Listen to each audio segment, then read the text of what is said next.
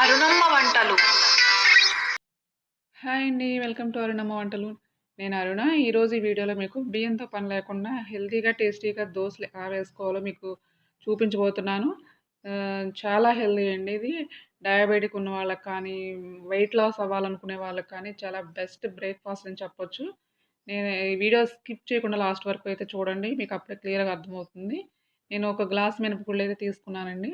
ఒక గ్లాస్ మినపగుళ్ళకి ఒక స్పూన్ మెంతుల్ని యాడ్ చేశాను. ఇప్పుడు వీటిని నీట్‌గా 2, 3 సార్లు కడగాలి. కడిగిన తర్వాత మనం అప్పుడు మాత్రమే సోక్ చేసుకోవాలి. మినపగుళ్ళ మీద మనకి డస్ట్‌గా వైట్‌గా పౌడర్ లాగా ఉంటుంది కదా! అదంతా పోవాలంటే నీట్‌గా మనం కడగాలండి. ఇప్పుడు దీనిలోకి ఒక స్పూన్ అటుకులైతే వేశాను. అటుకులు వేసిన తర్వాత మరొకసారి కడగండి. కడిగేసిన తర్వాత అప్పుడు మనం ఒక 4, 5 అవర్స్ వరకు కూడా నానబెట్టుకోవాలి. ఇలా వాటర్ పోసుకొని నానబెట్టుకోండి. 4, 5 అవర్స్ తర్వాత మనం వీటిని మరొకసారి కడిగేసి మిక్సీ జార్లోకి తీసుకోవాలి. మిక్సీ జార్లోకి తీసుకొని దీన్ని మెత్తగా గ్రైండ్ చేయాలి. మెత్తగా గ్రైండ్ చేసేసాం కదా! ఇప్పుడు దీనిలోకి మనం ఎటువంటి బియ్యాన్ని మాత్రం యాడ్ చేయట్లేదు. పిండి కానీ, బియ్యం కానీ యాడ్ చేయకుండా మనం ఇప్పుడు దోసలు వేసుకుంటున్నాం కదా! బియ్యం ప్లేస్‌లో మనం అయితే ఇప్పుడు జొన్న పిండి అయితే తీసుకున్నానండి నేను. జొన్న దోసలనమాట ఇవి. చాలా హెల్తీగా ఉంటుంది. చాలా మంచిది ఇవి హెల్త్‌కి.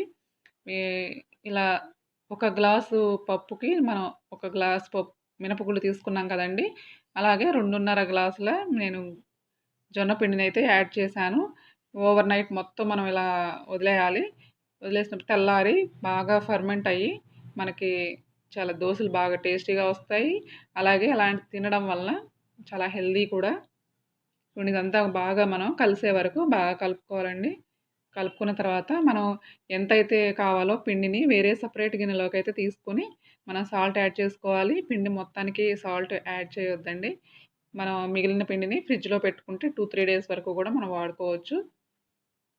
మీకు ఒక రోజుకి ఎంత కావాలో అంత పిండి మాత్రమే తీసుకొని దానిలో సాల్ట్‌ని యాడ్ చేసుకోండి. టేస్ట్‌కి సరిపడా సాల్ట్‌ని యాడ్ చేసుకోండి. సాల్ట్ వేసుకొని బాగా మనం దోస బ్యాటర్ లాగా కలుపుకోవాలి. దానిలో కొంచెం వాటర్ పోసుకొని కలుపుకోండి.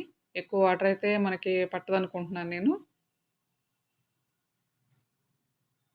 చూడండి, చాలా వరకు మనకి పలచగానే ఉంది పిండి. బాగా ఫర్మెంట్ అయ్యేసరికి కొంచెం లూజ్ అవుతుంది.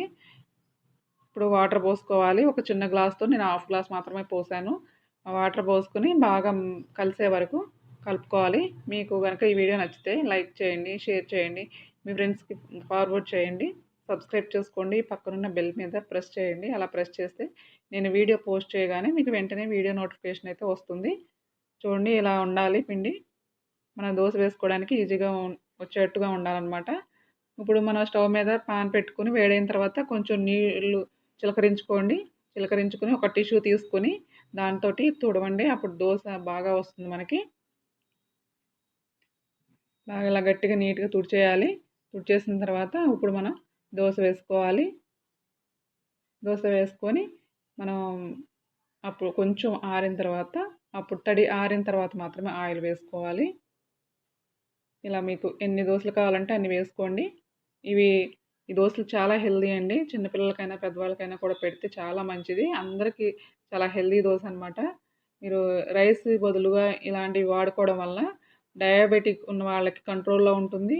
వెయిట్ లాస్ అవ్వాలనుకునే వాళ్ళకి వెయిట్ పెరగకుండా ఉంటారు. అలాగే తగ్గుతారు కూడా. అలాగే డయాబెటిక్ లేని వాళ్ళకు కూడా ఫ్యూచర్‌లో రాకుండా ఉంటుంది. ఇలాంటి హెల్తీ బ్రేక్‌ఫాస్ట్‌లు చేసుకొని హెల్తీగా ఉండండి. చూడండి, కాలిపోయింది కదా! మనకి దోసని తీసేసుకుందాం. మరొక దోసని అలాగే వేసుకుందాం. ఇలా ఆనియన్ కూడా మనం కట్ చేసి ఇలా రుద్దడం వలన దోసలు అంటుకోకుండా ఈజీగా వచ్చేస్తాయి. ఎప్పుడైనా దోసలు అంటుకుంటున్నప్పుడు మీరు ఈ టిప్ అయితే ఫాలో అవ్వచ్చు. మరొక దోస కూడా అలా వేసుకోవాలి. వేసుకున్న తర్వాత మనకి ఎన్ని దోసలు కావాలంటే అన్ని వేసుకోవాలి. ఇదే పిండితో మనం ఆనియన్ దోస కూడా వేసుకోవచ్చు. మసాలా దోస కానీ, ఆనియన్ దోస కానీ ఏదైనా చేసుకోవచ్చు ఒకే పిండితోటి. మొత్తం ఇలా అయితే చేసేసుకోవాలి. ఈ వీడియో కనుక మీకు నచ్చితే తప్పకుండా సబ్స్క్రైబ్ చేసుకోండి. అంతే, ఎంతో టేస్టీగా ఉండే హెల్తీ జొన్న దోస రెడీ అయింది.